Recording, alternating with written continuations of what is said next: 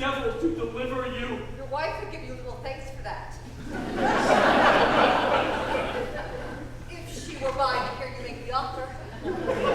I have a wife who I protest I love. I wish she were in heaven, so she could entreat some power to change this cursed Jew. 'Tis well you offer it behind her back.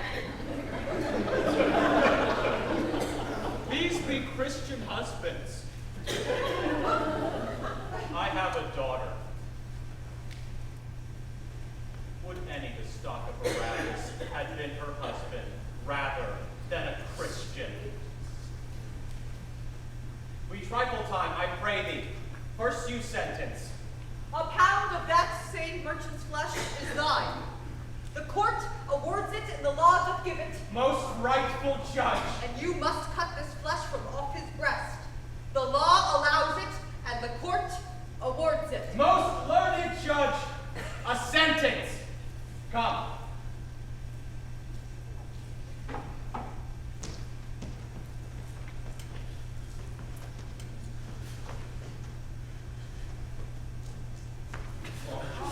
Prepare.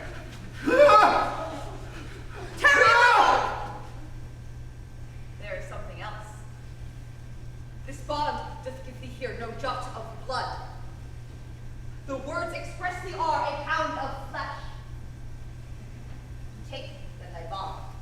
Take thou thy pound of flesh. But in the cutting of it, if thou dost shed one drop of Christian blood, thy lands and goods are, by the laws of Venice, confiscate unto the state of Venice. Oh, what right judge! My Jew, full learned judge. Is that the law? Thyself shalt see the act. For as thou urgest justice, be assured, thou shalt have justice more than thou desires. Oh, learned judge. My Jew, a learned judge. I take this offer then. Pay the bond thrice and let the Christian go. Here is the money. Soft, the Jew shall have all justice. Soft, no haste. He shall have nothing but the penalty. O Jew, an upright judge, a learned judge. Therefore, prepare thee to cut off the flesh. Shed thou no blood, nor take more or less than just a pound. If thou takest less or more than a just pound, be it so much as makes light or heavy in the substance, or the 20th part of one poor scruple, nay, if the scales do turn by the estimation of a hair, thou diest, and all thy goods are confiscate. Second Daniel, a Daniel Jew. Now then, Gail, I have you on the hip.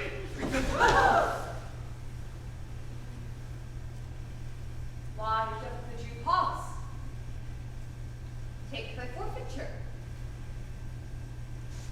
Give me my principal and let me go. I have it ready for thee. Here it is. He hath refused it in the open court. He shall have merely justice and his bond. Daniel still said I. A second Daniel. I thank thee, Jew, for teaching me that word. Shall I not have barely my principal? Thou shalt have nothing but the forfeiture. To be so taken at thy peril, Jew.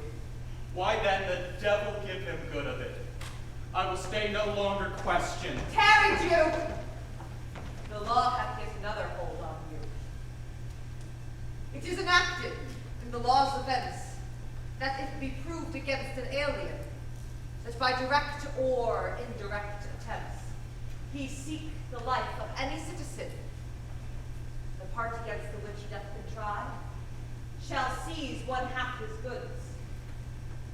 The other half comes to the pretty coffer of the state, and the offender's life lies in the mercy of the Duke only, against all other voice. In which predicament I say thou standst, for it appears by manifest perceiving that directly and indirectly too, thou hast contrived against the very life of the defendant. Down, therefore, and beg mercy of the Duke. that thou shalt see the difference of our spirits, I pardon thee thy life before thou ask it. For half thy wealth which is Antonio's, the other half comes unto the general state, which humbleness may drive unto a fall. I for the state, not for Antonio. Nay, take my life once. Pardon not that! You take my house when you take the prop that doth sustain my house. You take my life when you take the means whereby I live. Mercy, can you render him an Antonio? A halter gratis! Nothing else for God's sake!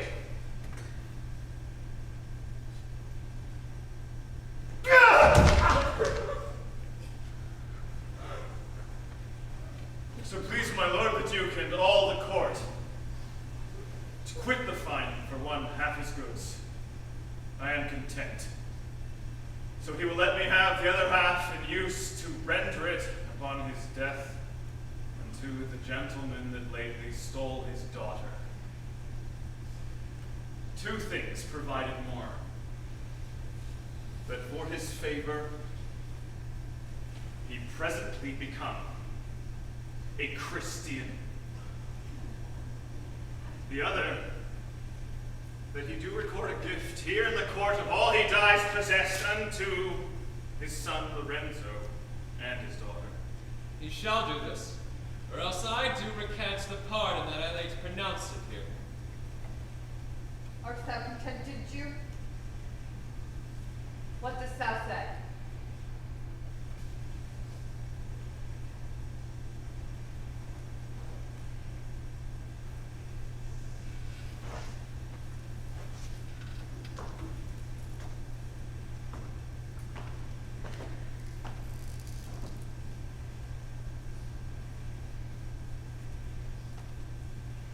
I am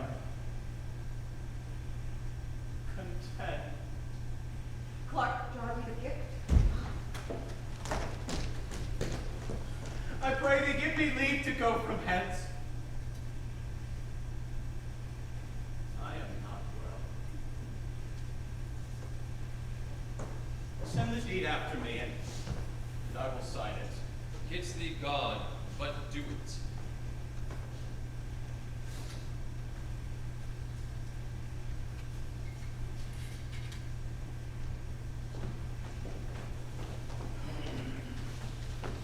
Had I been judge, thou shouldst have had 10 more to bring thee to the gallows, not to the butt.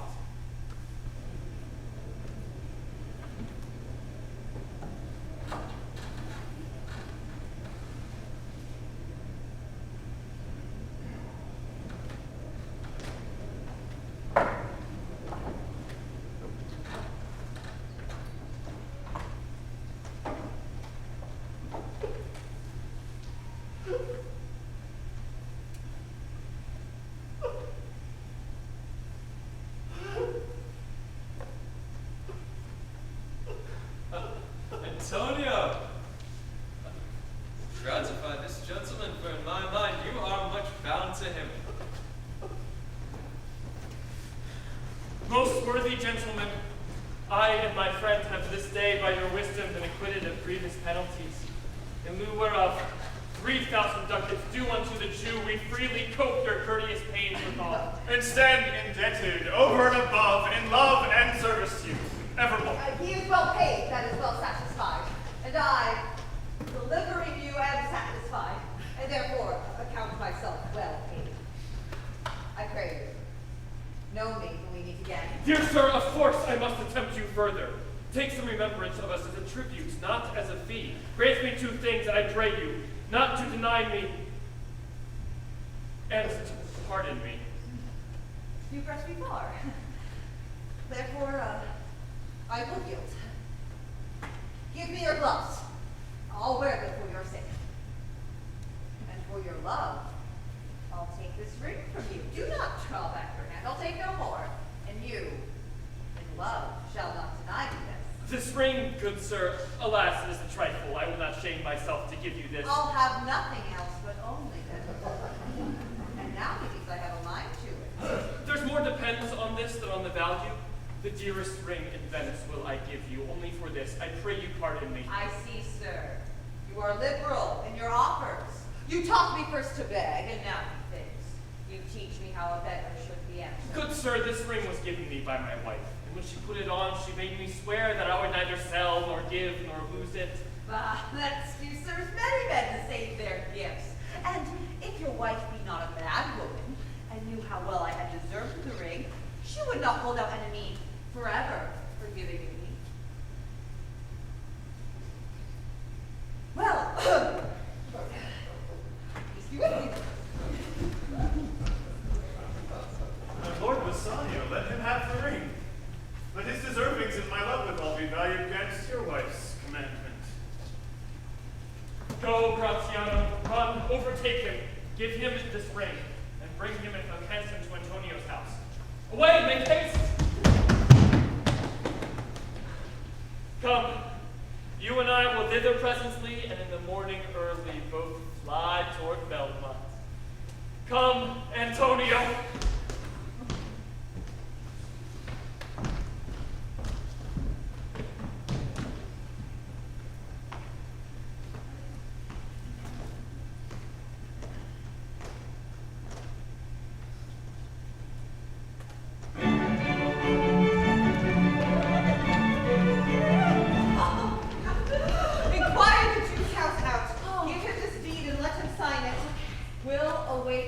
And be a day before our husband's home.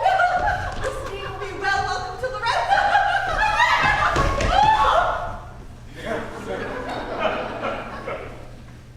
You are well ordained.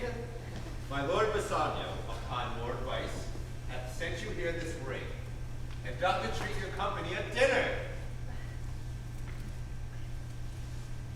That cannot be. His ring I do accept most thankfully. I pray you. Tell him so. Furthermore, I pray you, show my new old Shylock's house. That will I do. I will see if I can get my husband's ring, which I did swear to make him keep forever. Now mayest I warrant. Away! Make haste! Come, good sir, will you show me to this house?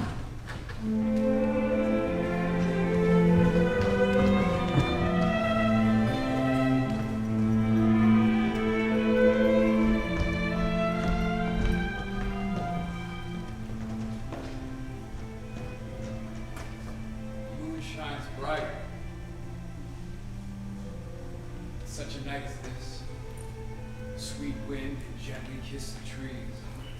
They did make no noise. Such a night Troilus methinks mounted the Trojan walls, and sighed his soul towards the Grecian tents, where Cressid lay that night. In such a night, did Thisbe fearfully o'ertrip the dew, and saw the lion's shadow air himself, and ran dismayed away. In such a night stood Dido, willow in her hand on the wild sea banks, waft her love to come again to Carthage. In such a night, Medea gathered the enchanted herbs that did renew old Jason. In such a night did Jessica steal from the wealthy Jew, and with unthrift love run from Venice, as far as Belmont. In such a night, did young Lorenzo swear he loved her well, stealing her soul with many vows of faith, and ne'er a true one. In such a night did Jessica, like a little shrew, slander her love. He forgave her. I would outnight you did nobody come, but hark. Who comes so fast in the silence of the night? Stefania is my name, and every word. My mistress shall celebrate the baby here at Belmont. Who comes with her? None but a holy hermit and her maid. I pray you, is my master yet returned? He is not, nor we have not heard from him.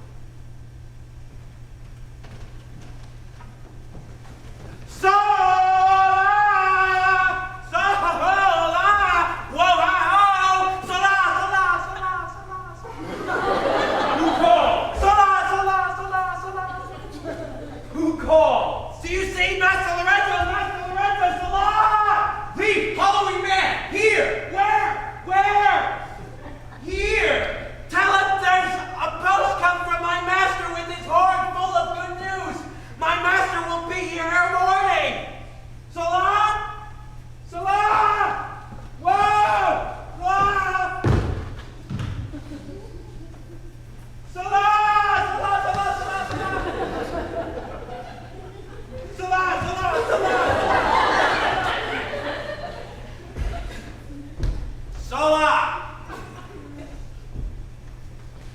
My friends divine, signify, I pray you, in the house. Your mistress is at hand.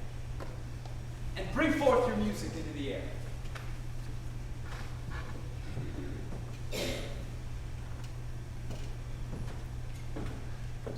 How sweet the moonlight sleeps upon this bank. Here we will sit. Sounds and music creep in our ears. Soft stillness in the night, touches of sweet harmony. Sit, Jessica.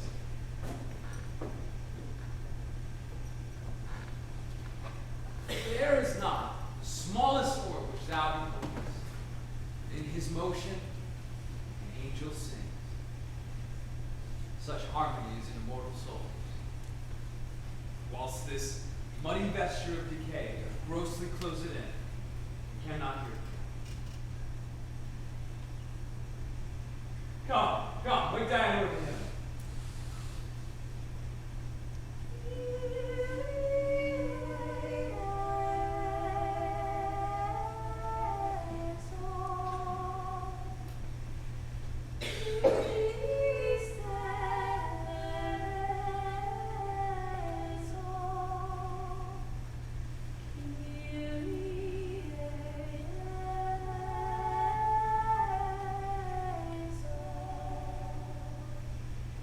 Never marry when I hear sweet music.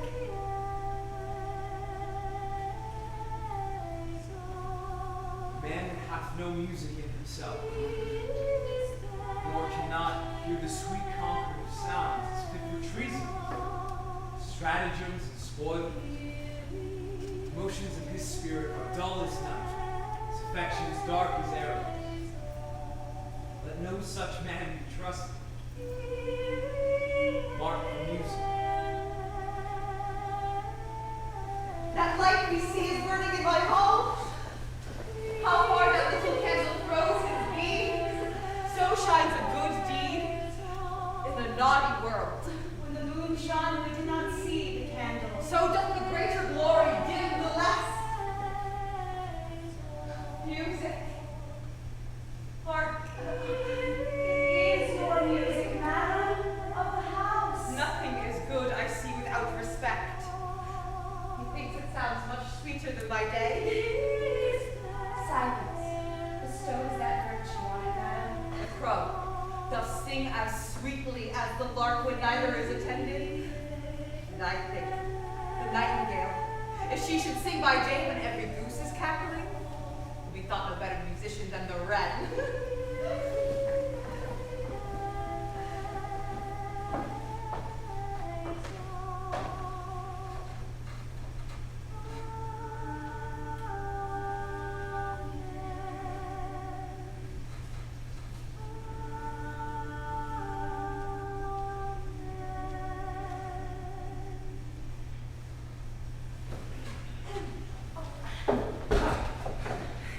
Dear ladies, welcome home. We have been praying for our husband's welfare, which speed we hope the better for our words. Are they returned? They are not yet, but there is a messenger come to signify their coming. Go in, Nerissa. Give order to my servants they take no note at all of us being absent hence. Nor you, Lorenzo, Jessica, nor you. Our husbands are in hand. Ye are no telltales, madam, fear you not. You should hold day with the antipodes if you would walk in absence of the sun. Let me give light, but let me not be light. For a light wife doth make a heavy husband, and never be Bassanio so for me. But God sort all, you are welcome home, my lord. I thank you, madam. Give welcome to my friends. This is the man. This is Antonio, to whom I am so infinitely bound. You should in all sense be much bound to him, for as I hear, he was much bound for you. No more than I am well acquitted of. You are very welcome, sir, to our house. It must appear in other ways than in words, therefore I scant this breathing courtesy. By yonder moon, I swear you do me wrong. And faith, I gave it to the judge's clerk. Would he were Gelt that had it for my part, since you do take it, love, so much at heart. A quarrel already. Well, what's the matter? About a hoop of gold, a paltry ring that she did give me, whose posing was for all the world like cutlass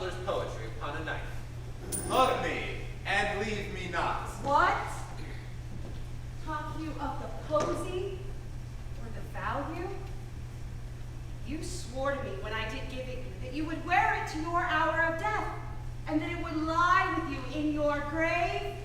Though not for me, yet for your vehement oaths, you should have been respected and kept it. Gave it a judge's clerk? No. God's my judge. That clerk will ne'er wear hair on his face than had it. He will, if he live to be a man. Aye, if a woman lived to be a man.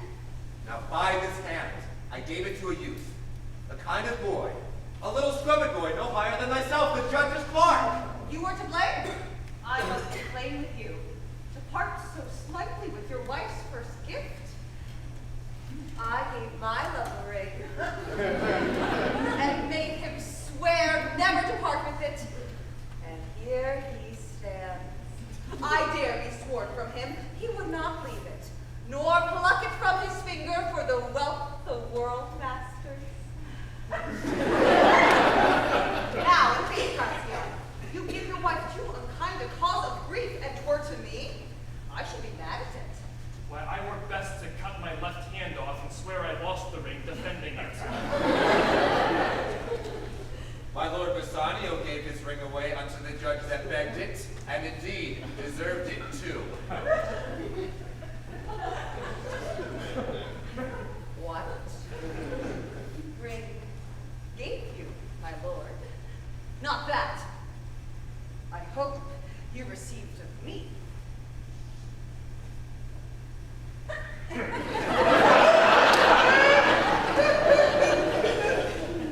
If I could add a lie unto a false, I would deny it. But you see my finger hath not the ring upon it, it is gone. Even so void is your false heart of truth. Now, by heaven, I will ne'er come in your bed until I see the ring. Nor I in yours till I again see mine. Sweet Portia, if you did know to whom I gave the ring, if you did know for whom I gave the ring, and could conceive for what I gave the ring, and how unwillingly I left the ring when naught would be accepted of the ring, you would abate the strength of your displeasure. If you had known the virtue of the ring, or half her worthiness that gave the ring, or your own honor to contain the ring, you would not then have parted with the ring. What man is there so much unreasonable? If you had pleased to have defended it with any terms of zeal, wanted the modesty to urge the thing held as a ceremony. Nerissa teaches me what to believe. I will die for it, but some woman had the ring. No, by my honor, madam, by my soul, no woman had it, but a civil doctor, who begged the ring of me, the which I did deny him, and suffer him to go displeased the way, even he that had held up the very life of my dear friend. What should I say, sweet lady? I was enforced to send it after him. I was beset with shame and courtesy. My honor would not let ingratitude so much of the spirit. Pardon me, good lady. Had you been there, I think you would have begged the ring of me to give the worthy doctor. Let not that doctor e'er come near my house. Since he had got the jewel that I so loved, and that which you did swear to keep for me, I will become as liberal as you.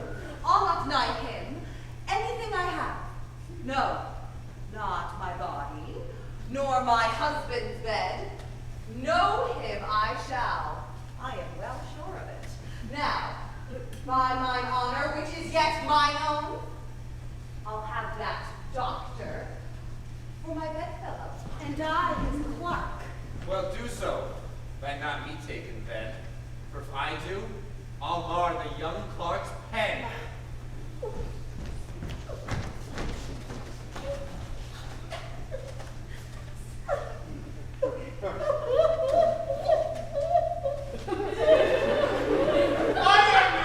Subject of these quarrels. Sir, grieve you not. You are welcome notwithstanding. Portia, pardon me this enforced wrong. And in the hearing of these many friends, I swear to thee, even by thine own fair eyes, wherein I see myself. Oh, mark you that! In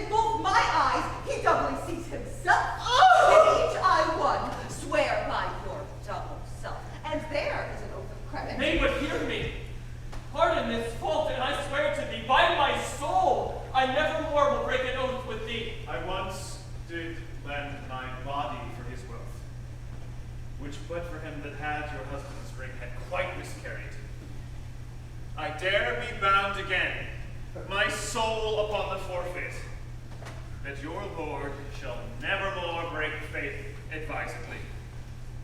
Then you shall be his surety. Give him this, and bid him keep it better than the other.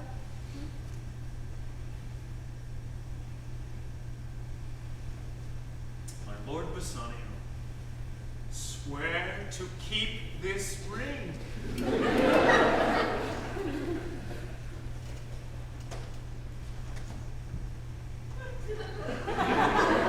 By heaven, it is the same I gave the doctor. I had it of him. Pardon me, good Bassanio, for by this ring, the doctor lay with me. And pardon me, my gentle Graziano, for that same scrubbed boy, the doctor's clerk, in lieu of this last night, did lie with me.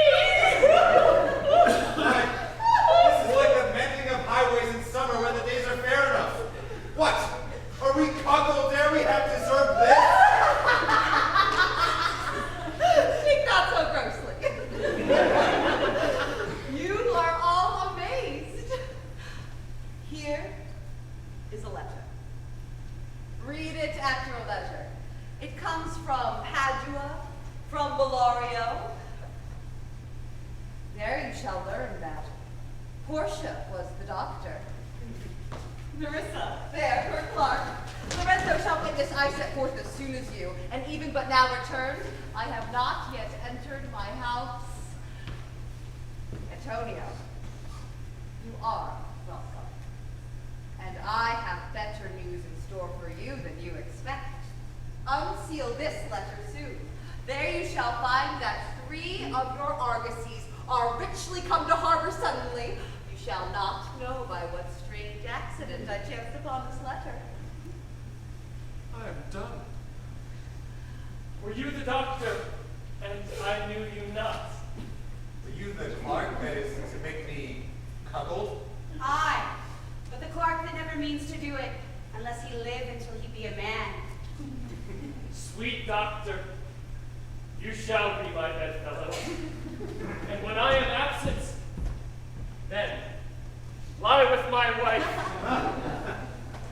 Sweet lady, you have given me life and living, for here I read for certain that my ships are safely come to road. How now, Lorenzo? My clerk has some good comforts too for you. Aye, and I'll give him them without a fee. There do I give you and Jessica from the rich Jew a special deed of gift after his death of all he dies possessed of. Sweet ladies, to drop manna in the way of starving people. It is almost morning, and yet I am sure you are not satisfied of these events at full. Let us go in and charge us there upon interrogatories, and we will answer all things faithfully. Let it be so. Oh! First interrogatory, that my Nerissa shall be sworn on, is whether till the next night she had rather stay, or go to bed now, being 2 hours today. But were the day come, I should wish it dark, till I were couching with the doctor's clerk. Well, while I live, I'll fear no other thing, so sore as keeping safe Nerissa's ring.